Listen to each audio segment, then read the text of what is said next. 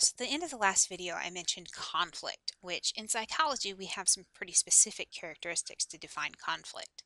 But one thing we know for sure is conflict, well, okay, so we know for sure. That's not very scientific to say.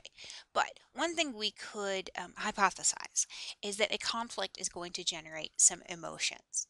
Okay, so emotions are characterized by three factors or three things. Physiological arousal, in other words, something in our nervous system, perhaps the autonomic nervous system, is getting involved. We have expressive behavior, so we start moving faster, or we maybe clench our fists, or our eyes get really big. And we have a conscious thought, have conscious thoughts or feelings. In other words, there's something going on in our heads, like I don't like this, or oh, this is exciting. So with those characteristics, if we have all three, we say we're having an emotional experience. And there are a number of theories about how these emotional experiences play out, and they relate to a couple of the key controversies related to emotion. Those controversies include the question of whether physiological arousal precedes or follows the emotional experience. In other words, do we have something that triggers it in our head, and so then we get physiologically aroused, or does it trigger for some reason this increased heart rate, and we start to interpret that, and then you get where I'm going, I hope. The James Lang theory and the Cannon-Bard theory, which I definitely want you to check out in the textbook, speak to which comes first. Another question, though, is does the cognition, the thinking about it, come about precede the emotion, the feeling part of it itself? So, in other words, like, do we think about it and then manifest it, or is it there and our brain keys into it? The two-factor theory addresses that and talking about the relationship and where the thinking part comes in. And this also intersects with what we'll talk about in a minute with embodied emotion.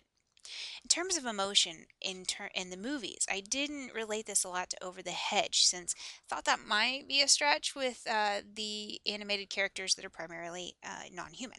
But in each of the other three movies, we definitely see displays of emotion that give us a chance to think about whether it might be more consistent with one theory or another, and just think about these expressions. So embodied emotion is the way we experience it. Okay, so we know we have these characteristics. What's going on? We know part of it includes the autonomic nervous system arousal. In other words, it kicks in, our heart rate picks up and whatnot. But then we also have this experience of wondering what's going on, thinking about it in our head and feeling a certain way. So as you watch the movies, you can think about what are the signs here of this embodied emotional process. Is this consistent with what I'd expect given the scholarly knowledge?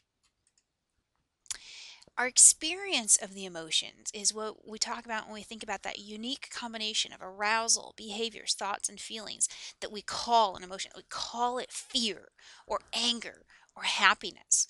And there are actually a number of emotional combinations or combinations of these things that we have names for. And we talk about having about 10 that are pretty universally known. Your book gives a lot of detail on fear, anger, and happiness. I want you to look and see what the characteristics of each of these are. So, what do we see? Like, okay, you might generally think, oh, common sense would say they're afraid. But I want you to think about, would scholarly knowledge really, would scholarly knowledge call that fear? Well, why do we care? Because then it helps us understand a little bit what creates it and how we can reduce it. We get a lot more details about that, especially in the book with happiness. And again, we see each of these emotions expressed in various ways across a number of the movies. And it gives you a chance to think about the different ways they really do manifest. And those emotions may lead to a particular motivation, which I'll pick up in the next video.